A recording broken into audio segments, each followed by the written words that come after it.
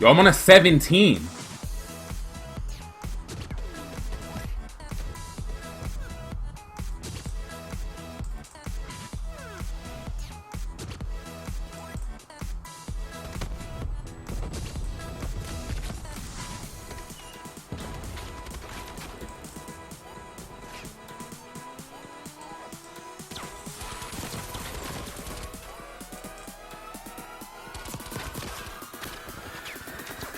Thank you, teammate.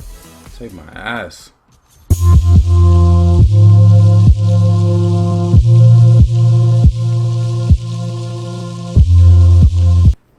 Yo, what's going on, guys? It's your boy Weaponized EX back again with another video. As promised, we're here with another upload. This is going to be kind of a longer one today. So what we're going to be talking about, we're going to be just doing a few points of discussion. To be honest, this gameplay loop is not that long. So we're going to kind of, quickly try to move through these points before, I run out of footage here. So what the topics for today are going to be, we're going to be talking about, just a little review of the alpha, kind of what my thoughts were on that. We're going to be talking a little bit about skill-based matchmaking. Maybe you don't really are understanding the argument with it. You're kind of looking like, a lot of my favorite streamers and, COD pros are tweeting and arguing about skill-based matchmaking. And personally, I don't get it. I don't really see a problem with it. It's not something that you ever felt like you had a really huge problem with. So I'm going to kind of talk a little bit about that and maybe just give kind of a different point of view on maybe why certain people are having issues with that. And we're going to also talk about just the beta and, what to expect with the beta and the launch of the beta and what I think we're going to be looking at with that. So definitely like, comment, and subscribe. I've been noticing a lot more of you guys in the comment section, a lot more of you guys just subscribing and dropping some views. So I just want you to know it's greatly appreciated, and we're going to keep this content coming for you guys going into Cold War. So let's get into it. First up on the topic list, and I got my little notebook here. I'm trying to keep things organized. The alpha. So personally, I enjoyed the alpha. The alpha gets an A from me. So here's the reasons why. There's going to be 3 major points I want you guys to kind of keep track of in this video. So the maps, the spawns, and the gunplay. Okay, those are going to be kind of like 3 fundamental things that I think for Call of Duty game to be good, you kind of have to get those things right. You got to get those things right. And the alpha, to me, has those things down, even in alpha state, way better than Modern Warfare did. So I know a lot of people are kind of complaining about some cosmetic things in the alpha, like, hey, I don't like the animations. I think the guns sound kind of cartoony. The graphics really aren't what I was expecting. So understand this, and Drifter actually did a really great video on this, just talking about what's actually happening with the development of this game. If you think about how many different systems this game's going to be open for, they have to make it for the old console generation, the new console generation, PC, and they have to make it all work together, and they have a deadline on it too. That's very, very hard to do. Like, it's not machines making this game. These are actual real life breathing people with lives and families that are working on this game and under crunch time, to make this game.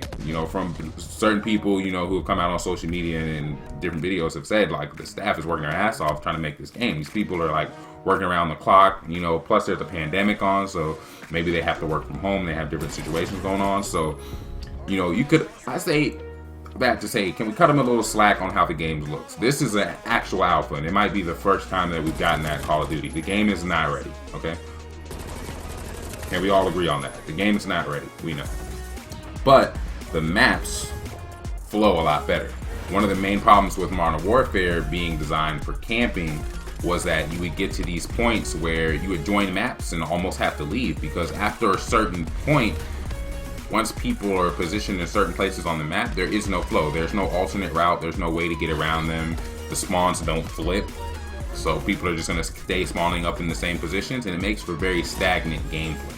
Okay, so it makes for frustrating gameplay. When you get on the map and you feel like I'm just dying and there's nowhere for me to go and like I can't get anything going on, this is not fun. That frustrating feeling, that's what people mean when they say maps that don't have flow. Now, from what I've seen so far, the maps are actually a lot better on, at least from what we've seen on Cold War than they were in Modern Warfare. They have a lot more flow, and they kind of have a lot more of a kind of a better pacing to them. So you don't get this frustrated feeling like, hey, people are just camping in random corners, and I'm trapped in my base with nowhere to go. So that's another great thing about the maps there. I did talk a little bit about the spawns there too, just the fact that spawns actually flip and actually a little bit somewhat more intuitive but somewhat more predictable. That's actually going to help as well, and that kind of lends itself maybe to players who are a little bit more competitive and kind of looking for those longer gun streaks. But I think it also helps players, even if you're just more casual, where you're not hopping into a random match and just trapped in your base and you can't go anywhere, you know? So again, with the gun balance, okay, you know, I'll say this, we all know the 74 EU is out of control, okay? We know. That's something that everybody can attest to, but outside of that, and outside of maybe snipers being a little bit kind of tough, and I know that they buffed snipers actually before this alpha that they came out with, I think the gun balance is actually in a pretty good place. I mean, the 74U, yes, a little out of control, but looking at all the other guns, I saw people using a lot of different guns, and I used a lot of different guns myself, and I felt like everything killed pretty well. I felt like everything kind of had its own little niche, and there wasn't a gun I picked up where I was like, yeah, this gun is just trash, personally, you know? So I think the gun balance is in a pretty good place for it being so early into the game.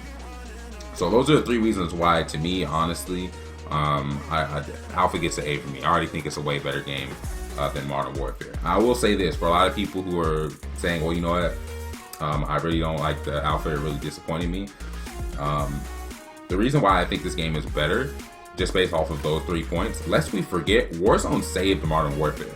When that game first came out, it was so campy, and the map design was so bad, and the gameplay was so stagnant, nobody wanted to play Modern Warfare, lest we forget, okay? People were complaining about campers, about the 725, about the M4 two-shotting people, damn near one-shotting people, you know, across map. Nobody wanted to play this game. You know, Warzone saved it. So let's think about that, you know, as we're, you know, some people are out here, you know, tearing the Alpha down. Like, you know, it was the worst thing they've ever seen from Call of Duty. Like, no, it wasn't. Come on, man. So moving on, skill-based matchmaking. So yeah, if you're on the outside looking in, but you're kind of just not really getting, like, you know, why is everybody so upset about the skill-based matchmaking thing? What it is it's a system of the game constantly ranking you against better and better players. Now you may be thinking, okay, you know, if I'm a good player, then, you know, isn't that what I want? Well, it's like, one, we don't have an actual rank system in the game. So what's the point of playing games that are gonna be super sweaty every match, and you are trying your ass off in those games, and at the end you feel like all I did here was literally just burn a bunch of calories and brain cells, you know, sweating against these kids. I have nothing to show for it because they're not actually giving me a rank for this.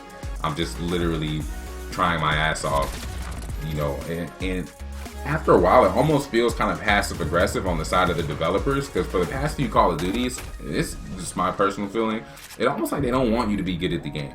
It's like the better you try to get at the game, the more obstacles they come up with for you. So I think that's kind of the sense some of the YouTubers and pro players and the better players are getting from the developer with some of the decisions they've made.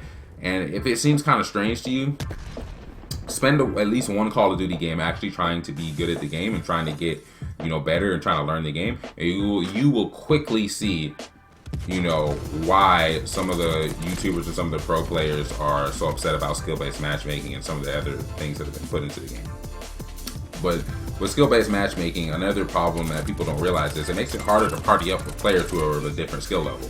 When you have those lobbies where you're just getting into random lobbies, you know, you and your friends can just hop on and have a good time. But when there's skill-based matchmaking in the game, that 1 or 2 really good players that you have in the lobby playing with maybe some more casual players, now your casual players are going to start to lag behind, you know, even more, because now you're going to start matching up against better players. You know, I have a lot of situations where I have a buddy of mine that I'll play with. They'll be like, yeah, man, so, you know, I've been improving lately. You know, I've been putting up this kind of stat line, that kind of stat line, you know, let's play, you know. And I'm like, oh, yeah, okay, yeah, let's definitely play a few games, you know. And they're honestly tired of me carrying them every game.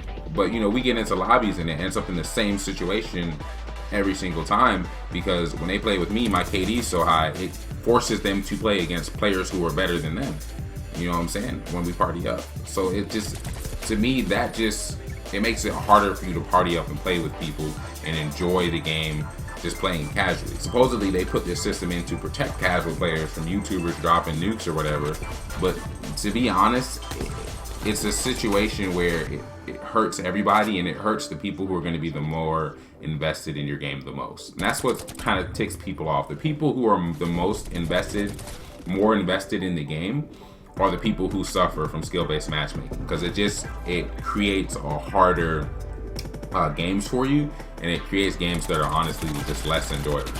And the benefit that it has to, you know, supposedly this protected bracket of players, or players who, you know, are maybe not as good at the game, all it does is it keeps them from getting better, honestly, because it just keeps them basically playing people at their level, so they can't really get any better. They can't really, you know, expose themselves to better players as often.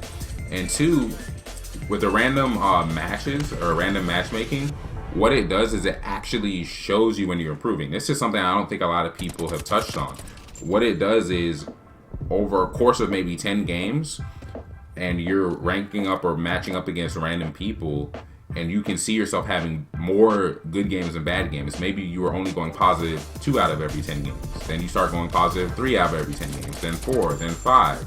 Then, you know, maybe you're starting to hit streaks more. You hit full streaks maybe 2 out of the 10 games, or maybe 3 out of the 10 games, or 5. You can actually see yourself improving, and then you have a better gauge on if you're actually getting better or what's actually working or not. You can't really showcase yourself and how you stand against the average player anymore, because if you do become above average, you're going to be playing above average players all the time and sweating, and you're getting nothing for it, because they don't want to put a rank system in the game.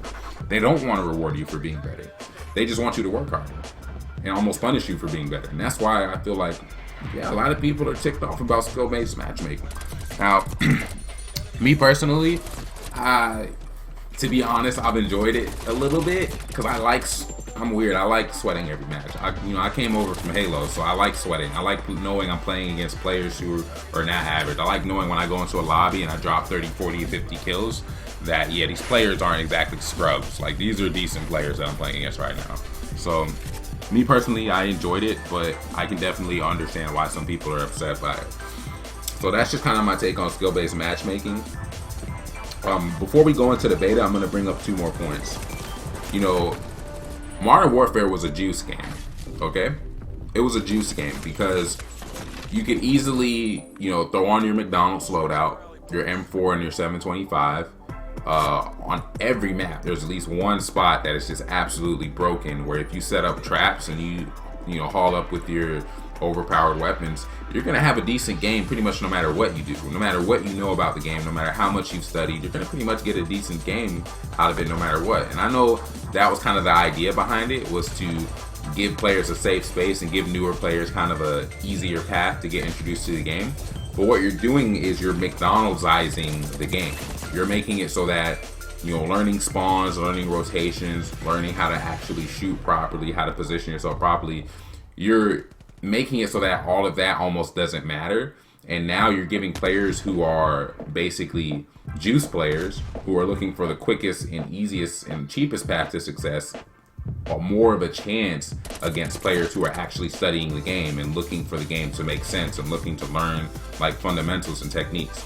You're just giving those players a better chance against players who should be better than them, to be honest, because they're putting in more work. They're probably on average spending more money on your game, playing your game longer, and you're just giving players who are probably going to move on to something else next week just because that's just in their nature as a gamer to do. You're giving them a better chance against players who want to stick with your game and want to learn your game. And honestly, it just feels like you're punishing better players. You're punishing players who want to get better and who want to stick with your game longer. That's just what it feels like.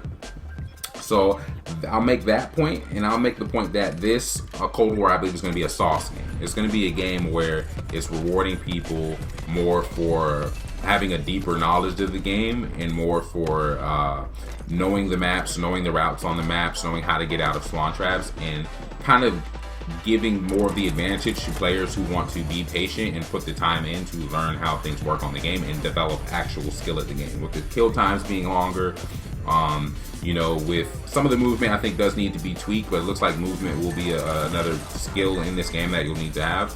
It just seems to me that with Cold War, we're going to get a game that will encourage players to spend time with the game and learn it and actually get better, which in my opinion makes this game perfect for a ranked system.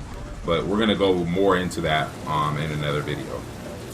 So again, you know, sauce versus juice. You know, you want something you can just, you know, go and grab really quick and, you know, kind of get, you know, just like a little sugar high almost out of it? Or do you want some gameplay that, you know, you kind of got to put that thing on the oven, you know, put it on the stove and let it simmer a little bit, you know, kind of season it a little bit. And, you know, that's something that I feel players will get more enjoyment out of, and it's going to have players stick with the game longer, you know, because a point I made earlier, you know, Warzone saved Modern Warfare because it was a juice game. It was very McDonald's-ized of the game, and, you know, very flashy and very, you know, shiny on the cover, but wasn't much substance there. Wasn't much nutrients there for you in the food or in the actual gameplay. But after a while, people got sick. They got sick of it, you know? So, you know, while we're out here and we're critiquing the beta and we're critiquing Cold War and everything, let's just keep that in mind. Let's not forget the past. Let's remember what we saw actually happen with the launch of Modern Warfare. So, moving on to the beta. Personally, I'm excited for the beta. As far as that's one thing I haven't touched on. As far as the score streaks, I'm actually most looking forward to the beta because I want to see more players play it, and I want to see what kind of have a bigger sample size almost for how people are going to play the score streaks in this game. I kind of haven't really formulated a solid opinion on it yet, but I will say this again. I think it's something where players who are maybe a little bit more advanced and are, you know, a little bit more used to being able to hit streaks faster and really get momentum fast and get going in a match are probably going to be, that's, you know, your content creators and your people who like to do that. I think they're going to be taking a little bit of a hit with this score streak system. I don't think the score streak system is really going to benefit them as much. But, you know, I'm definitely looking forward to it. I think it's going to give us some more information. And I'll say this, you're going to find almost like a group of players who are not going to like this game simply because of that. Simply because it's going to be harder, I feel, on this game for you to just get on and find easy things to exploit to give yourself artificial, you know, good games, you know? So I think that's something that's going to happen with this beta. You're going to find a lot of players are going to kind of expose themselves as, you know, hey, you know, I don't like spawns that actually flip. I don't like actually having to move around the map as much, you know. I kind of like being able to just find my spot, get comfortable, and rack up a bunch of kills that way. You know, I don't like having to move and having to predict people's movements and having to engage them head on. I just don't like it. And I don't think there's anything necessarily wrong with that, but I think that's something, you know, when you're listening to people give their feedback on the beta, just keep that in mind and kind of figure to discern between those two different types of players, you know, because you will have some players who, you know, they may not say it outright, but that's going to be one of the reasons why they're not going to like Cold War. Is personally, I feel like it's going to be a more competitive game. It's going to lend itself to better gameplay and better, fundamentally better players. So that's my opinion, you know, just on those three topics. You know, the alpha, skill-based matchmaking, just a little overview of that, and then the beta and what I'm kind of looking forward to. So if you guys stuck with this video, hey, thank you guys so much for sticking with me on this one. I know it was a long one, but hey, thank you guys for just sticking and watching the video. I really appreciate it. And we're gonna have some more content coming for you guys as we're getting into Cold War. Thank you guys so much. I'll see you again next time.